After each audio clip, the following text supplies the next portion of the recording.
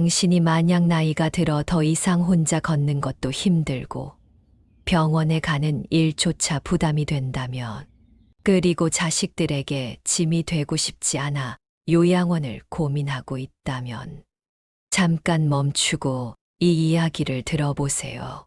어쩌면 당신의 삶을 바꿔줄 수도 있으니까요. 나이가 들어간다는 것은 단지 숫자가 하나씩 늘어나는 것을 의미하지 않습니다. 그건 마치 서서히 나무가 굳어지고 잎이 떨어지는 과정과도 비슷합니다.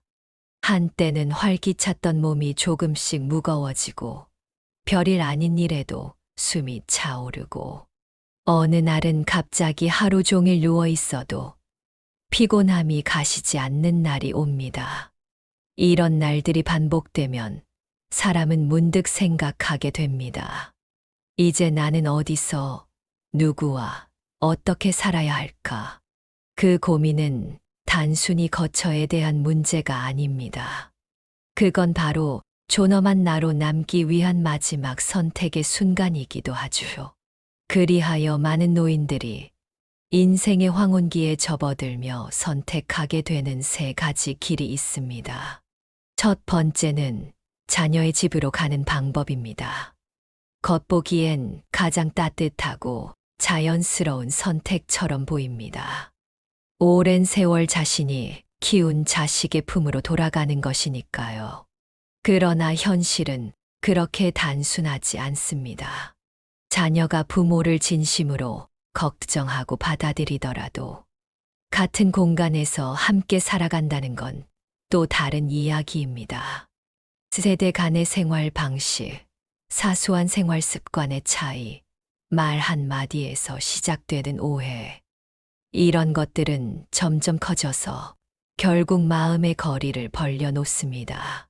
처음엔 엄마, 아빠와 같이 살아서 좋아라던 자녀가 어느 순간부터 눈치를 보게 되고, 부모는 괜히 눈치가 보일까 일부러 방에서 나오지도 않고 식사도 따로 하게 됩니다. 자식 집에 얹혀 사는 것, 처음엔 좋았지만 언제부턴가 내 발소리조차 미안해지더군요. 부모와 자녀가 다시 같이 산다는 건 결코 쉬운 일이 아닙니다. 자식도 어른이 되었고 부모 역시 자신의 삶의 방식이 있는데, 이 둘이 충돌하지 않고 산다는 건 마치 서로 다른 템포의 음악을 억지로 하나의 곡으로 맞추려는 것과 같기 때문입니다. 그래서 많은 어르신들이 자녀와 함께 사는 삶을 꿈꾸다가도 결국은 자이든 타이든 그 생활 방식을 포기하게 됩니다. 두 번째는 간병인을 고용하는 방법입니다. 자식에게 짐이 되기 싫은 분들이 선택하는 방법입니다. 내 생활은 내가 책임지겠다 라는 자존심이기도 하지요. 집이라는 익숙한 공간에서 내가 원하는 방식대로 지낼 수 있다는 점에서 많은 노인들이 선호합니다. 하지만 문제는 돈입니다. 간병인의 월급은 월 평균 300만 원에서 400만 원. 이 금액은 한국 노인의 평균 연금 수령액을 훨씬 넘어서고, 연금만으로 간병인을 계속 고용하기엔 턱없이 부족합니다. 게다가 단지 돈만의 문제가 아닙니다. 낯선 사람과 하루 종일 혹은 하루의 절반 이상을 함께 지낸다는 것은 개인적인 사생활과 생활의 리듬이 완전히 바뀌는 일이기도 합니다. 때로는 간병인의 생활 방식과 맞지 않아 갈등이 생기기도 하고, 간병인이 잦은 이직을 하면서 정서적 피로감이 쌓이기도 합니다. 간병인을 고용한 이후에도 내가 정말 돌봄을 받고 있는 건가? 라는 회의가 드는 분들도 계십니다. 마지막은 요양원으로 들어가는 방법입니다. 요즘은 시설이 잘 된 요양원이 많아졌고 전문적인 간호와 간병 시스템이 갖춰져 있어 어느 정도의 건강 문제가 있더라도 안심하고 지낼 수 있다는 장점이 있습니다. 또한 일정한 비용만 낼 수 있다면 가족에게 의지하지 않고도 비교적 편안한 생활을 보낼 수 있다는 점에서 현실적인 선택으로 떠오르고 있습니다. 하지만 여기에도 한계는 있습니다. 요양원은 말 그대로 집단 생활입니다. 정해진 시간표에 따라 식사하고, 씻고, 자고, 그 모든 일상이 타인과 함께 이루어집니다. 자유롭고 조용한 공간을 좋아하던 노인에겐 그 공간은 마치 감옥처럼 느껴지기도 합니다. 원치 않는 대화를 해야 하고, 때로는 같은 방을 쓰는 사람과 성격이 맞지 않아 갈등이 생기기도 합니다. 그리고 무엇보다 내가 누군가의 관리를 받는 사람이 되었구나 라는 인식은 생각보다 더 큰 상실감을 불러옵니다. 또한 요양원은 저렴하지 않습니다.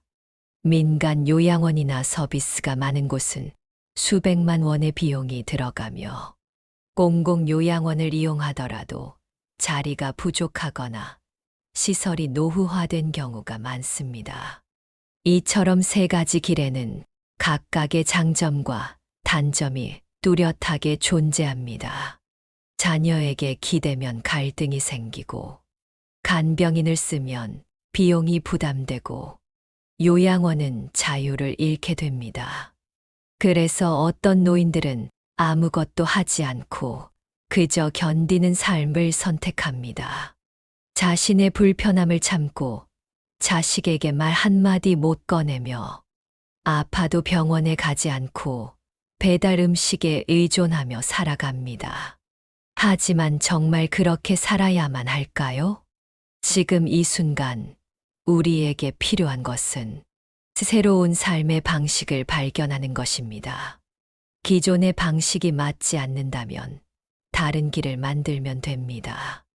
그 길이 조금 낯설더라도 스스로 선택하고 만들어 간다면 그게 곧 노년의 자립이 될 수 있는 것입니다.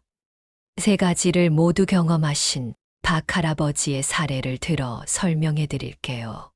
박 할아버지는 70세. 젊었을 때는 누구보다 부지런했고 가정을 위해 모든 것을 아끼지 않았던 사람이었습니다. 아내와 함께한 45년의 세월은 고생스러웠지만 언제나 따뜻한 위로와 웃음이 있었습니다. 아내는 친구였고 동반자였고 또 하나의 자아였습니다. 아내가 떠난 후의 삶은 생각보다 훨씬 더 조용했습니다. 그리고 그 조용함은 평온이 아닌 공허였습니다. 병원에 가는 일도 무거운 짐을 드는 일도 그땐 둘이라서 그렇게 힘들지 않았습니다. 아프면 서로 부축했고 걱정이 있으면 같이 이겨냈죠. 하지만 아내가 세상을 떠나고 난 뒤 그가 처음 맞닥뜨린 건 고독도 아니고 슬픔도 아니었습니다. 그건 바로 두려움이었습니다. 병원을 가야 할 때 택시를 부르는 것도 버겁게 느껴지고 병원 접수 창구에서 진료, 과를 물어볼 사람도 없고 진료를 받다 설명을 듣고 나와도 그 이야기를 정리해 줄 사람이 없었습니다. 돌아오는 길엔 언제나 손을 잡고 걷던 길을 혼자 걷는 느낌이 너무 낯설어 아무 말 없이 하늘을 올려다보는 날이 많았습니다. 물론 아들과 딸이 있었습니다. 하지만 그들은 각자의 삶에 바빴고 박 할아버지는 그걸 누구보다 잘 알고 있었습니다. 딸은 두 아이를 키우며 맞벌이를 했고 아들은 지방에 내려가 작은 식당을 운영하고 있었습니다. 그래서 그는 자식들에게 말하지 않았습니다. 병원에 갈 때도 혼자였고 아플 때도 그냥 참았습니다. 아내가 살아있을 때는 사소한 감기에도 함께 병원에 갔지만 이제는 감기쯤은 그냥 지나가겠지 하며 이틀, 사흘을 버티곤 했습니다. 그의 마음 속엔 이런 말이 늘 맴돌았습니다. 내가 불편한 걸 말하면 아이들에게 짐이 되겠지. 그건 싫습니다. 정말 싫습니다. 그렇게 그는 점점 말을 줄이기 시작했습니다. 그리고 그만큼 마음도 다쳐갔습니다. 어느 날 시장에서 돌아오던 길, 박 할아버지는 작은 돌에 발을 헛디뎌 넘어졌습니다. 평소라면 그냥 넘어진 거지 하고 일어났을 일이지만 이번엔 아니었습니다. 엉덩이와 허리를 심하게 다쳤고 결국 병원에 입원해야 했습니다. 의사는 말했습니다. 최소한 6개월은 절대 안정을 취하셔야 합니다. 이 말을 들은 자식들은 고민 끝에 3달씩 아버지를 돌아가며 모시기로 했습니다. 딸 집에서 3개월, 아들 집에서 3개월. 처음엔 감사했습니다. 자식들이 나를 걱정하고 함께 하겠다는 마음이 고마웠습니다. 하지만 그 생활은 박 할아버지에게 또 다른 고통이었습니다. 딸의 집은 반지하 원룸처럼 좁았고 방 하나를 겨우 마련해 주었지만 언제나 식사는 따로 했습니다. 딸은 아빠, 식사방으로 가져갈게요라며 쟁반을 내밀었고 손자들은 말을 섞지 않았습니다. 아들의 집에서도 비슷했습니다. 손주는 스마트폰에만 시선을 두고 며느리는 눈도 마주치지 않았습니다. 박 할아버지는 느꼈습니다. 이 집은 내 집이 아닙니다. 나는 이곳에서 이방인입니다.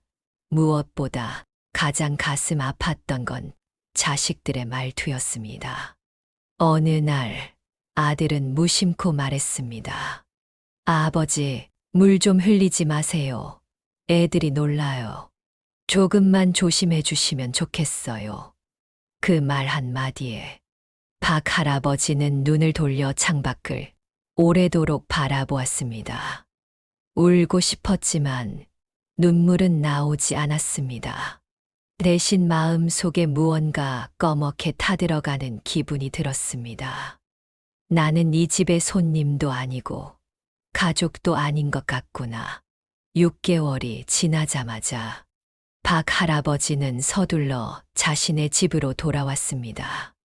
비록 혼자지만 누구의 눈치도 보지 않고 물 한 잔을 흘려도 나무람 받지 않고 먹고 싶은 걸 마음대로 해먹을 수 있는 그런 익숙한 공간이 그리웠던 것입니다.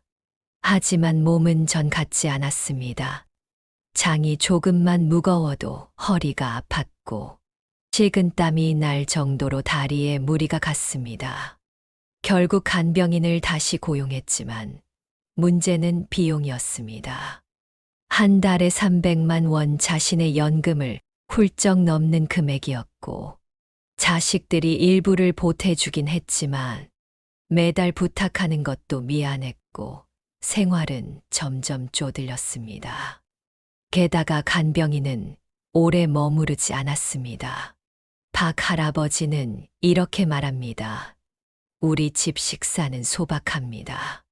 나 혼자 살았던 그 방식대로 해주길 바랐지만 그들에겐 토끼 먹이 같다며 떠났습니다. 식탁에 진수성찬이 없어 불만을 터뜨리는 간병인들. 그들의 눈치를 보는 자신의 모습에 박 할아버지는 다시금 자존심이 상했습니다. 그리고 결국 간병인을 그만두게 되었습니다. 이 모든 과정을 겪으며 박 할아버지는 다시 하나의 결심을 하게 됩니다. 내가 원한 건 누군가의 간섭이 아니었습니다. 그저 최소한의 도움 그리고 최소한의 존중, 그걸 바란 것뿐입니다. 그러던 어느 날 그의 눈에 익숙한 얼굴이 보였습니다. 바로 아파트 입구에서 작은 마트를 운영하는 젊은 부부. 그들은 늘 친절하게 인사했고 장본 물건을 무겁게 들고 오면 엘리베이터 앞까지 따라와 짐을 들어주기도 했습니다. 이 부부에게서 박 할아버지는 아주 오래전 자신과 아내의 모습을 떠올렸습니다. 열심히 살고 서로 아껴주며 세상의 무게를 함께 견디던 그 시절을요. 어느 날은 우연히 금전 문제로 사소한 말다툼을 하고 있는 그들을 보게 되었습니다. 그런 그들에게 박 할아버지는 조심스럽게 말을 꺼냅니다. 혹시 매일 2번씩 저희 집에 들렀어. 간단히 식사 준비와 집 정리를 해 주실 수 있을까요? 제가 한 달에 100만 원씩을 드릴게요. 딱 그 정도만 해주시면 됩니다. 그리고 이 제안은 그의 인생을 완전히 바꾸는 작은 시작이 됩니다. 박 할아버지의 제안에 젊은 부부는 잠시 말을 잇지 못했습니다. 100만 원이라면 그들에게도 결코 작은 돈이 아니었습니다. 하지만 동시에 그만한 금액을 받는다는 것은 책임과 신뢰를 전제로 해야 했기에 서로 눈빛을 주고받으며 진지하게 고민하는 모습이 역력했습니다. 부인은 말했습니다. 어르신, 우린 그냥 도와드리고 싶은 마음으로 했던 건데요. 남편도 이어 말했습니다. 저희끼리 친하게 지냈는데 이렇게 돈을 받으면 좀 민망하네요. 그러자 박 할아버지는 손을 내저으며 말했습니다. 이건 부탁이 아닙니다. 제 선택이고 제 자립 방식입니다. 부담 가지지 마세요. 이건 정당한 거래예요. 나도 도움받고 당신들도 보탬이 되는 거니까가. 그 말에 젊은 부부는 마침내 고개를 끄덕였습니다. 그날부터 박 할아버지의 집에 작지만 따뜻한 변화가 시작되었습니다. 젊은 부부는 매일 아침과 저녁 2번 박 할아버지의 집에 들렀습니다. 아침엔 간단한 국과 반찬을 준비하고 식탁을 닦고 어질러진 이불을 정리해 주었습니다. 저녁엔 다시 방문해 따뜻한 밥 한 상을 차려놓고 주방을 정리하고 퇴근했습니다. 그들은 그 어떤 간병인보다도 정성스러웠습니다. 서툴지만 진심이 담긴 손길. 그 손길은 박 할아버지에게 말로 설명할 수 없는 위안을 안겨주었습니다. 무엇보다도 그들은 돌봄의 대상으로 박 할아버지를 대하지 않았습니다. 그저 이웃 어르신으로 함께 살아가는 사람으로 존중해 주었습니다. 그 사람들은 나를 환자로 보지 않았습니다. 그냥 조금 불편한 노인으로 대했어요. 그게 참 고마웠습니다. 그 진심은 식사에서도 느껴졌습니다. 시장의 특가로 나온 두부를 사다가 보글보글 순두부찌개를 끓여주고 달걀 장조림을 만들어 작게 포장해 두고는 혹시 야식으로 출출하시면 드세요 라며 웃어주었습니다. 그들의 손맛보다 더 따뜻했던 건 그 음식을 대하는 마음의 온도였습니다. 박 할아버지는 이 생활에 만족했습니다. 이전의 간병인과 달리 젊은 부부는 자신에게 어떤 조건도 요구하지 않았습니다. 음식이 단출하다고 투정하지도 않았고, 가정 분위기가 조용하다고 불평하지도 않았습니다. 무엇보다 이들은 오래 머물 생각이 없었기에 서로의 생활을 침범하지 않았습니다. 일을 마치면 조용히 나갔고, 다음 날이 되면 다시 성실하게 돌아왔습니다. 그 자연스러운 거리감은 박 할아버지가 잃어버렸던 사적 공간을 지켜주는 울타리 같았습니다. 그는 말했습니다. 내가 원한 건 요란한 보살핌이 아니었어요. 하루 두 끼 조용히 정리된 집 그리고 누군가 있다는 안심, 그거면 충분했어요. 하지만 행복한 일상은 오래 가지 않았습니다. 몇 달이 지나지 않아 박 할아버지의 건강은 또 한 번 위기를 맞았습니다. 기온이 급격히 떨어지던 겨울, 감기가 폐렴으로 번지면서 입원을 하게 된 것이죠. 퇴원 후 병원에서는 완전한 회복까지 시간이 걸릴 거라고 했고, 자녀들은 다시 요양원을 권했습니다. 이젠 혼자 지내는 것은 무리라는 이유에서였습니다. 박 할아버지는 고민 끝에 이번엔 조금 저렴한 공공 요양원으로 입소하기로 결정합니다. 요양원 생활은 그리 나쁘지 않았습니다. 식사는 정해진 시간에 나왔고, 약도 꼬박꼬박 챙겨주었습니다. 간호사들도 친절했고, 프로그램도 다양했습니다. 하지만 그것은 단지 기능적 안정일 뿐이었습니다. 여긴 사람은 많은데 이상하게 외롭더군요. 박 할아버지는 그렇게 표현했습니다. 무엇보다도 그가 가장 힘들었던 것은 바로 자유의 상실이었습니다.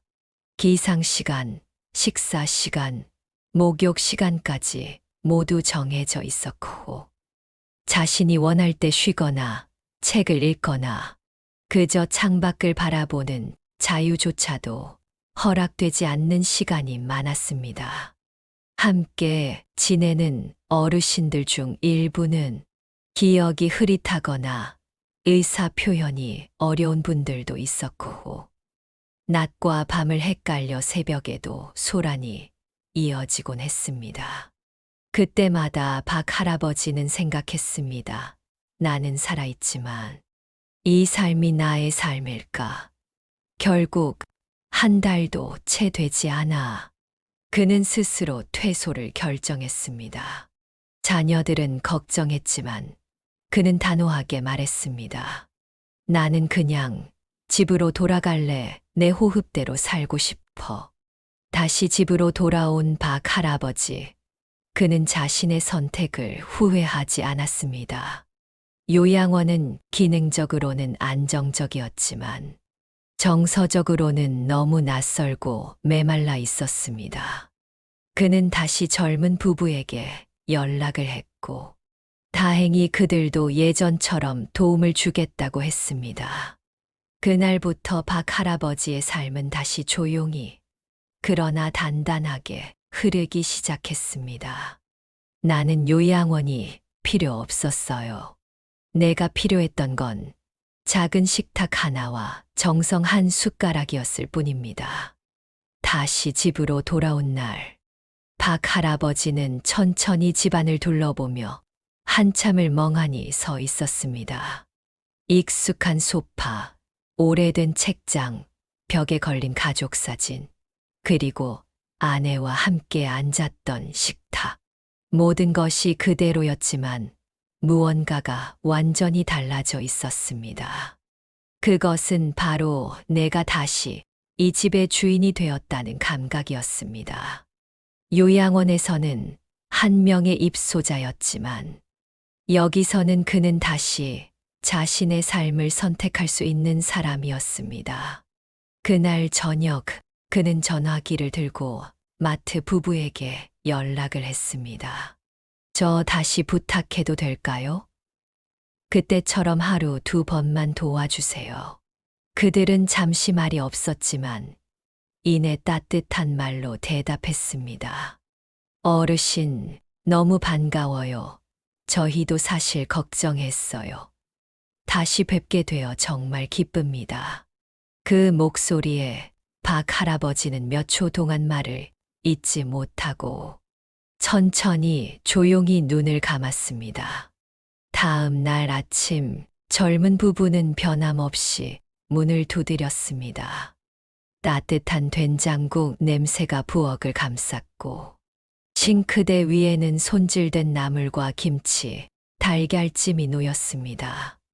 오늘은 입맛 없으실까봐 된장국에 감자 많이 넣었어요. 입안에서 부드럽게 녹을 거예요. 부인은 그렇게 말하며 환하게 웃었습니다. 박 할아버지는 말없이 고개를 끄덕이고 식탁에 앉았습니다. 그 순간 이 집이 다시 살아있는 공간처럼 느껴졌습니다. 식사 후 젊은 남편은 묵묵히 청소기를 돌리고 부인은 빨랫감을 챙겨 세탁기에 넣었습니다. 소란스럽지도 않았고 과장된 친절도 없었습니다. 오히려 너무도 자연스럽고 담백했습니다. 그 일상이 하루, 이틀 다시 한 달, 두 달로 이어졌습니다. 시간이 흐르면서 이 관계는 단순한 돌봄 제공자와 수혜자의 관계를 넘어섰습니다. 어느 날은 마트에서 사온 포도를 씻어 접시에 담으며 부부가 말했습니다.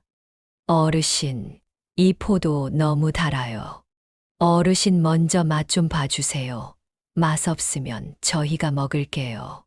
날엔 박 할아버지가 자신이 읽던 책을 건네며 말했습니다.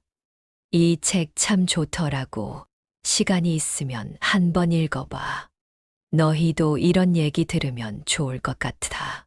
그렇게 하루하루가 지날수록 이 세 사람의 마음은 자연스레 가까워졌고 서로의 일상 속에 조용히 스며들었습니다. 젊은 부부는 마트 운영과 육아, 그리고 가사에 치여 늘 바쁘게 살았지만 박 할아버지를 위한 시간만큼은 절대 대충 하지 않았습니다. 그 진심은 말이 아닌 행동으로 전해졌고 박 할아버지는 그것이 무엇보다 고맙고 귀했습니다. 또 하나의 큰 변화는 말의 온도였습니다. 간병인이나 요양원에서는 식사하셔야 해요. 약 드세요. 이제 주무세요. 늘 기능적인 말들만 오갔습니다. 하지만 젊은 부부는 오늘은 좀 춥지 않으셨어요? 어제 말씀하신 책, 저희도 읽어봤어요. 이 반찬, 어르신이 좋아하실 것 같아서 사왔어요. 말 한마디, 표정 하나에서도 정이 배어 있었습니다. 박 할아버지는 점점 건강을 회복해갔고 무엇보다 마음이 먼저 회복되었습니다. 어느 날 박 할아버지는 두 사람을 앉혀놓고 말했습니다. 내가 가진 게 많진 않지만 지금처럼만 지내주면 내가 가진 것 중 일부를 나눠주고 싶습니다. 처음엔 두 사람 모두 손사래를 쳤습니다. 아니에요, 어르신. 그런 말씀 마세요. 저희는 그냥 좋아서 하는 건데요. 하지만 박 할아버지는 단호했습니다. 이건 감사의 마음이에요. 보답을 받아야 마땅한 진심입니다. 그리고 실제로 그는 매달 100만 원씩 주던 금액 외에 추가로 100만 원의 보너스를 주기로 약속했습니다. 내가 간병인에게 쓴 돈을 생각하면 당신들에게 드리는 건 정말 아깝지 않아요. 젊은 부부는 눈시울을 붉히며 할아버지의 손을 꼭 잡았습니다. 그날 이후로 세 사람의 관계는 진짜 가족 같은 사이로 발전했습니다. 주말이면 부부는 딸아이의 손을 잡고 박 할아버지 댁에 들렀고 박 할아버지는 손녀처럼 아이를 안아주었습니다. 어느 날은 작은 생일 케이크 하나를 들고 와 어르신 생신이시죠? 저희가 준비했어요. 초 하나를 켜고 세 사람은 함께 웃으며 박수를 쳤습니다. 그 순간 박 할아버지는 말없이 눈을 감았습니다. 아내가 떠난 뒤 이렇게 웃은 건 정말 오랜만이야. 이 관계는 단순한 편의가 아니었습니다.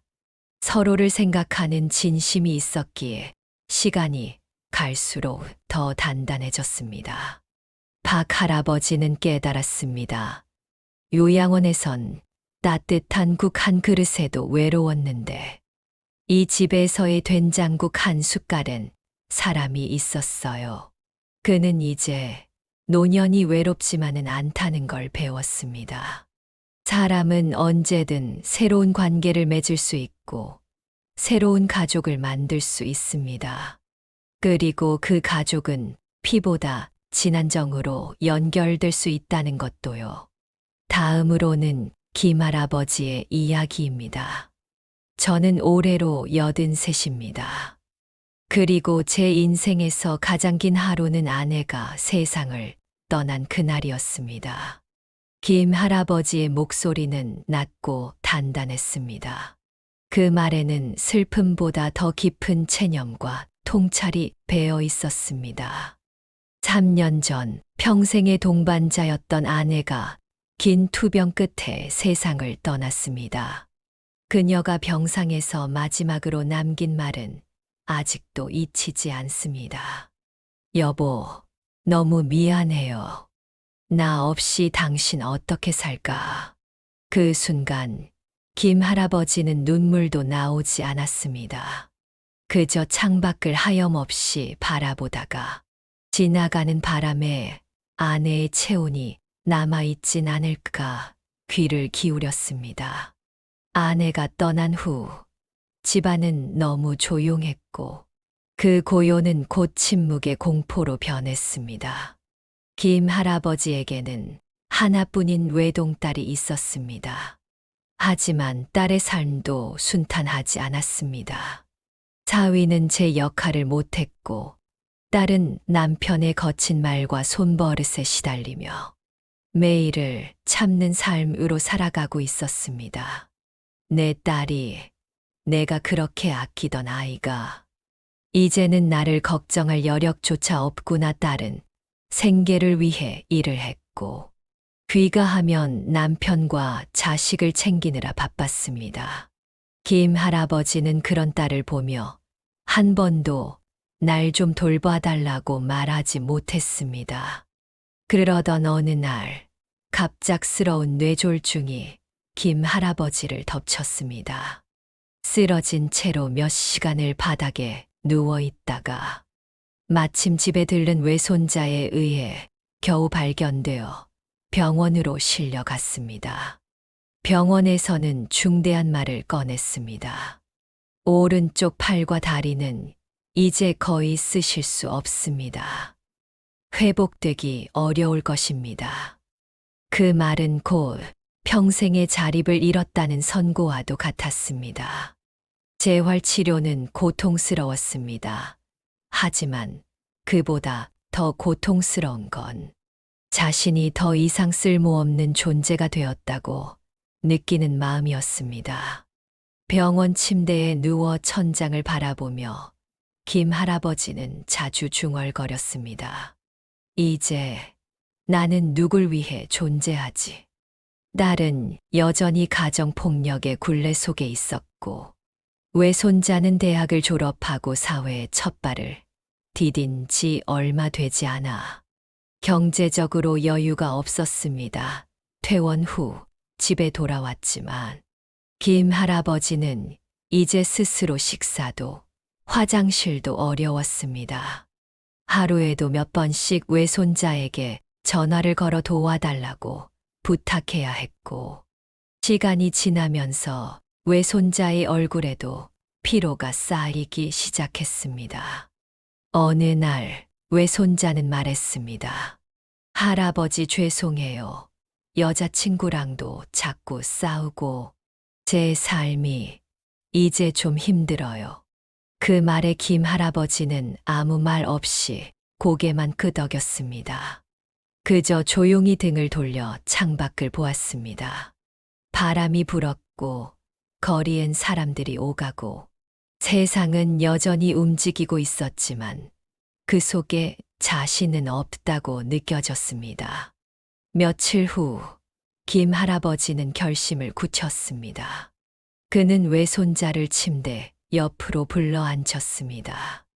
내가 너한테 줄 수 있는 건 집 한 채와 약간의 예금뿐이다. 그 집을 내 이름으로 넘기겠다. 외손자는 놀라며 물었습니다. 할아버지, 그게 무슨 말씀이세요? 왜요? 김 할아버지는 담담히 말했습니다. 대신 조건이 있다. 너는 이 집에서 나와 함께 살아야 한다.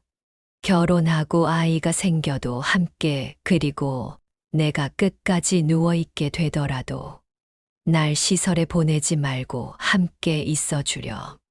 외손자는 처음엔 고개를 저었지만 그의 눈에서 진심을 읽고는 결국 말없이 끄덕였습니다.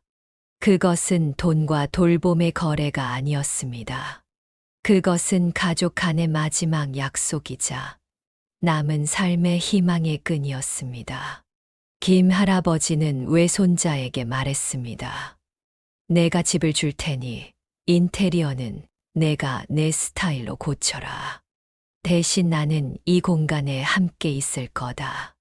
외손자는 마침 결혼을 준비 중이었고 김 할아버지의 제안은 그에게도 새로운 시작의 기회가 되었습니다. 두 사람은 인근 요양보호사 센터에서 시간제 간병인을 고용했습니다. 매일 아침과 저녁 정해진 시간에 와서 식사를 준비하고 김 할아버지의 옷을 정리해주는 간병인, 그의 존재는 최소한의 도움을 주는 동시에 외손자에게도 큰 위안이 되었습니다. 김 할아버지는 말했습니다. 내가 필요한 건 혼자가 아니라는 느낌이었지. 누군가가 날 끌어안고 사는 돌봄은 아니었어요. 시간이 흘렀습니다.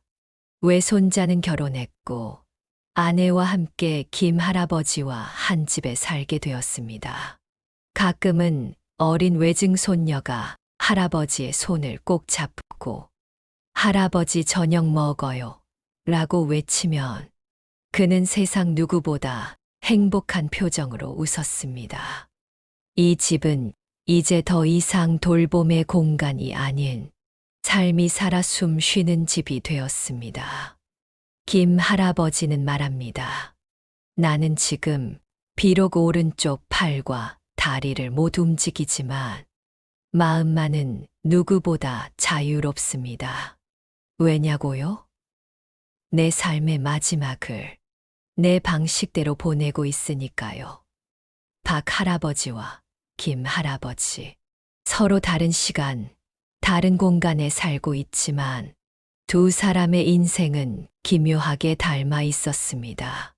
한 사람은 사랑하는 아내와의 이별 후 홀로 남겨진 삶에서 다시 따뜻한 인간 관계를 만들어냈고, 또 한 사람은 가족의 무관심과 가난, 건강의 무너짐 속에서도 자신만의 방식을 찾아 존엄을 지켜냈습니다. 두 어르신의 공통점은 단 하나였습니다. 나는 아직 포기하지 않았다. 그리고 이 한마디가 두 사람의 노후를 완전히 바꾸었습니다. 우리는 흔히 이렇게 말합니다. 나이 들면 자식한테 기대해야지. 돈이 없으면 요양원밖에 답이 없지. 나 혼자 뭘 할 수 있겠어. 하지만 박 할아버지와 김 할아버지는 말합니다. 자식도, 돈도, 요양원도 내 삶을 대신 살아줄 순 없다. 그들은 정해진 길을 따르지 않았습니다. 대신 자신의 삶에 꼭 맞는 새로운 길을 만들었습니다. 박 할아버지는 젊은 부부와의 소박한 협력을 통해 간병 비용의 부담도 줄이고 정서적인 고립도 극복했습니다. 김 할아버지는 외손자와의 동거를 통해 가족과의 유대를 지키며 시간제 간병인이라는 현실적 방법으로 몸이 불편한 상황에서도 편안한 노후를 만들었습니다. 이 두 사람은 누구보다 자립을 소중히 여겼습니다. 비록 육체적으로 자립이 어려운 상황에서도 마음만큼은 누구에게도 종속되지 않았습니다. 노년을 살아간다는 건 단순히 나이 먹은 삶이 아닙니다. 그건 바로 삶의 마지막을 내가 어떻게 연출할 것인가에 대한 주체적인 선택입니다. 어떤 사람은 요양원을 선택할 수도 있습니다. 어떤 사람은 자녀와 함께 살며 돌봄을 받을 수도 있지요. 하지만 그 선택이 남이 시켜서가 아니라 자기 자신이 선택한 것이라면 그 어떤 방식도 존중받아야 합니다. 중요한 건 타인의 눈치를 보지 않는 것, 사회의 기준에 자신을 억지로 맞추지 않는 것, 그리고 나에게 맞는 방식으로 존엄을 지키는 것. 바로 이것이 진정한 노년의 지혜입니다. 현실 속에서 많은 노인들이 가장 크게 기대하는 것은 가족입니다. 그러나 가족이라는 관계도 삶의 모든 문제를 해결해 주는 만능 열쇠는 아닙니다. 박 할아버지도 김 할아버지도 자식과 손주가 있었지만 그들이 자신의 노후를 대신 살아줄 수는 없었습니다. 그들은 말합니다. 나는 내 자식들이 불행하길 바라지 않는다. 그래서 내가 내 인생을 챙겨야 했다. 이 말은 모든 노년 세대에게 깊은 울림을 줍니다. 노인의 자립은 단지 혼자 밥을 먹고 병원을 가는 기술이 아닙니다. 그건 곧 스스로를 귀하게 여기는 태도입니다. 자녀의 돌봄, 간병인의 도움, 요양원 생활. 이 세 가지가 흔히 떠오르는 노년의 방식이라면 박 할아버지와 김 할아버지가 보여준 방식은 네 번째 길이라 할 수 있습니다.